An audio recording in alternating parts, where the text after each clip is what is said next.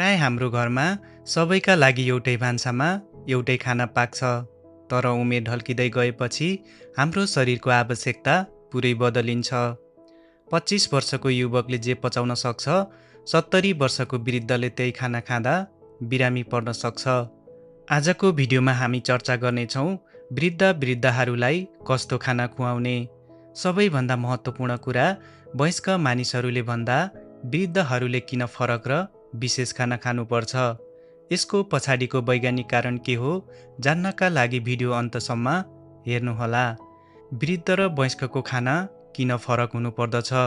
धेरैलाई लाग्न सक्छ, खाना त आखिर खाना नै हो।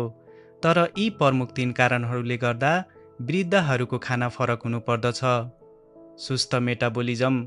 उमेर बढ्दै जाँदा शरीरको ऊर्जा खर्च गर्ने क्षमता पनि घट्दै जान्छ। वयस्कहरू धेरै सक्रिय हुन्छन्, त्यसैले उनीहरूलाई धेरै क्यालोरीको आवश्यकता पर्दछ। तर वृद्धहरूलाई क्यालोरीको मात्रा थोरै र पोषक तत्त्व धेरै चाहिन्छ। पाचन शक्तिमा ह्रास आउनु। उमेरसँगै पेटमा एसिड र इन्जाइमको उत्पादन पनि कम हुन्छ।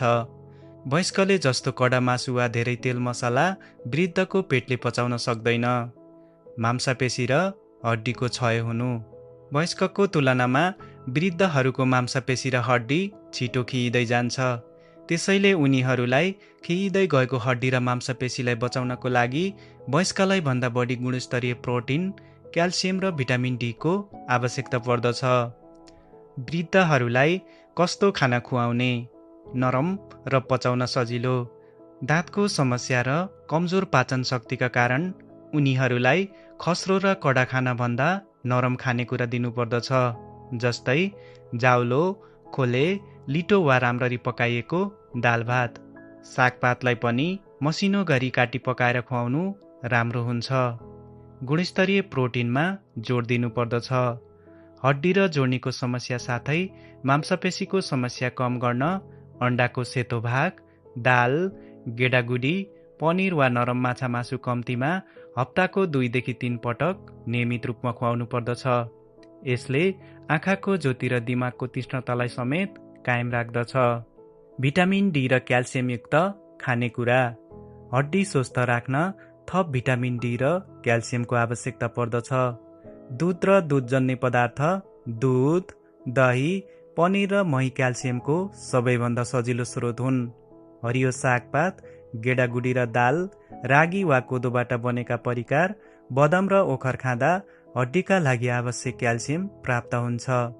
दैनिक रूपमा बिहानको नरम घाम ताप्ने र चिकित्सकको सल्लाहमा सप्लिमेन्ट लिने गर्दा हड्डी खिइने रोगबाट बच्न सकिन्छ। फाइबरयुक्त खाना र पानी। वृद्ध अवस्थामा कब्जियत अर्को ठुलो समस्या हो। यसका लागि पर्याप्त सागपात, फलफुल, ब्राउन राइस, ओट्स, गहुँ, फापर र कोदोको पिठोबाट बनेका फाइबरयुक्त खाना दिनुपर्दछ। साथै उनीहरूलाई तिर्खा कम लाग्ने भएकाले समय समयमा पानी, गेडागुडीको रस वा मही खुवाइराख्नु पर्दछ। स्वस्थ फ्याटको प्रयोग र नुन चिनीमा कटौती। तोरीको तेल, ओलिभ ओइल, नट्स जस्ता स्वस्थ फ्याट प्रयोग गर्नुपर्दछ। प्रेसर, सुगर र मृगौला सम्बन्धी समस्याको जोखिम हुने भएकाले वृद्धहरूले नुन र चिनी निकै कम खानुपर्दछ। थोरै तर धेरै पटक खानुपर्दछ। एकै पटक टन्न खुवाउनुभन्दा दिनमा 5 देखि 6 पटक थोरै थोरै खाना खुवाउनुहोस्। यसले पेट फुल्ने वा ग्यास्ट्रिक हुने समस्या हुन दिँदैन। वृद्धहरूले खास गरी निम्नलिखित खानेकुराहरू खानु हुँदैन। धेरै चिल्लो, पिरो र तारेका खानेकुरा, मैदाबाट बनेका खाद्य पदार्थहरू, धेरै कडा वा काँचो सलाद, राति अबेरसम्म भारी खाना, जाँड रक्सी तथा सुर्तीजन्य पदार्थ। वृद्ध अवस्था भनेको दोस्रो बाल्यकाल हो। जसरी हामी बच्चाको खानपानमा ध्यान दिन्छौँ, हाम्रा बुबा आमा, हजुरबा हजुरआमाको खानामा पनि त्यसरी नै ध्यान दिनु हाम्रो कर्तव्य हो।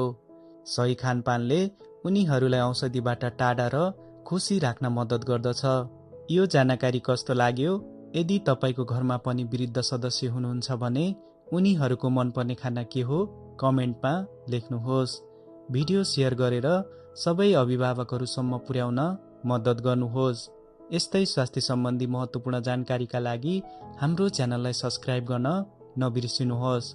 स्वस्थ रहनुहोस्, खुसी रहनुहोस्। नमस्कार।